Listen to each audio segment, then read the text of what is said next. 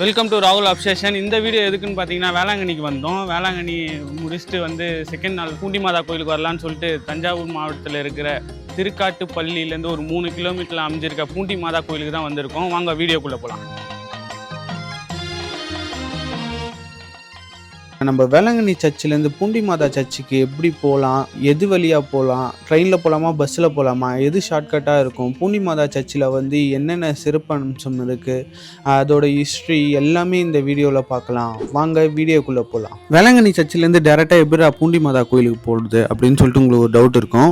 Morning 6 o'clock local train ஒன்று இருக்குது. அந்த லோக்கல் ட்ரெயின் எங்கே போகணும்னு பார்த்தீங்கன்னா, வேளாங்கண்ணிலேருந்து திருச்சி வரைக்கும் போகுது.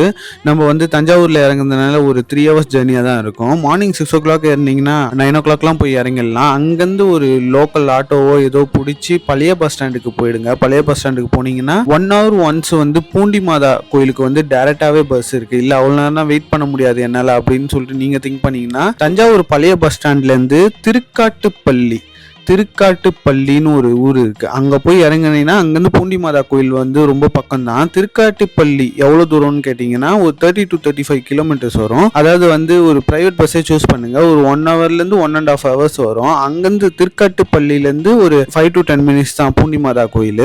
ஒன்ஸ் நீங்க பூண்டி மாதா கோயிலை ரீச் பண்ணிட்டோன்னே பெரிய ஆட்சி, சர்ச்சுக்குன்னே ஒரு பெரிய ஆட்சி கட்டி வச்சிருப்பாங்க. அப்பவே நீங்க தெரிஞ்சுக்கலாம், ஆஹா பூண்டி மாதா கோயில் வந்துட்டோம் அப்படின்னு சொல்லிட்டு. இந்த பூண்டி மாதா கோயில் எங்க கரெக்டா லொக்கேட் ஆயிருக்கு பாத்தீங்கன்னா, காவேரி ஆறுக்கும் கொள்ளிடம் ஆறுக்கும் நடுவுல தான் லொகேட் ஆயிருக்கு. ஒன்ஸ் நீங்க ரீச் ஆயிட்டோன்னே என்ட்ரன்ஸ்லயே 12 அப்போஸ்தலர் ஸ்டாச்சூஸ் இருக்கும். அதை தாண்டி தான் நீங்க சர்ச்சுக்குள்ளே போற மாதிரி இருக்கும். பூண்டி மாதா கோயிலை பார்க்கறதுக்கு முடியாத குட்டி ஹிஸ்டரியை பார்த்துட்டு வந்துருவோமா?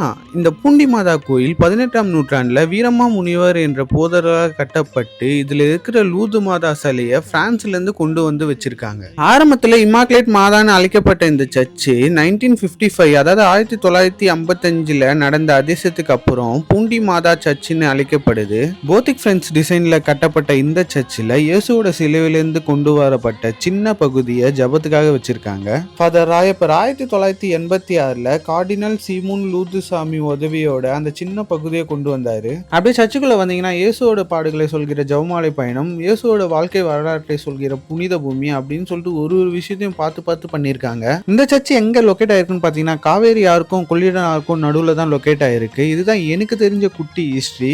நாங்க போன டைம்ல அன்னதானம் போட்டிருந்தாங்க. உட்காந்து ஒரு புடிச்சிட்டு பூண்டி மாதா சர்ச்சில் ஒரு பிளெஸிங் வாங்கிட்டு அங்கிருந்து கிளம்பிட்டோம். அருள் நிறைந்த மரியே வாழ்க, கர்த்தர் உடனே பெண்களுக்குள் ஆசிரியப்பட்டவர் நீரே, திருவயிற்றின் கன்னியாக இயேசுவும் ஆசிரியப்பட்டவரே.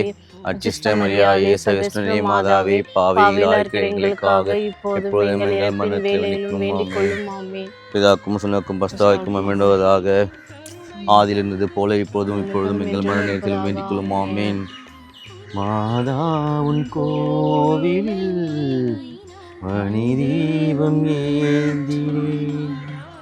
மரியே வாழ்க, அன்னை மரியே வாழ்க, அன்னை மரியே வாழ்க.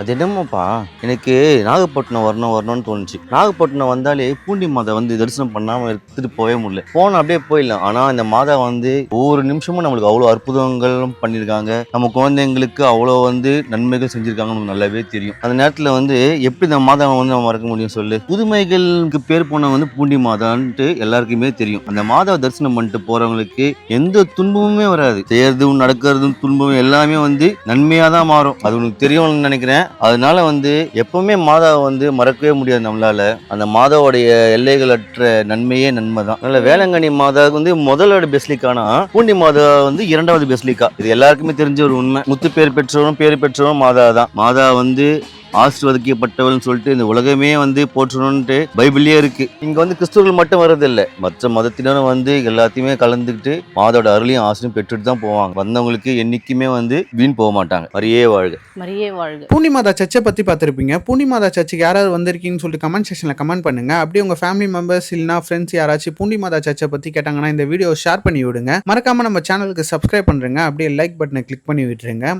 தேங்க்யூ.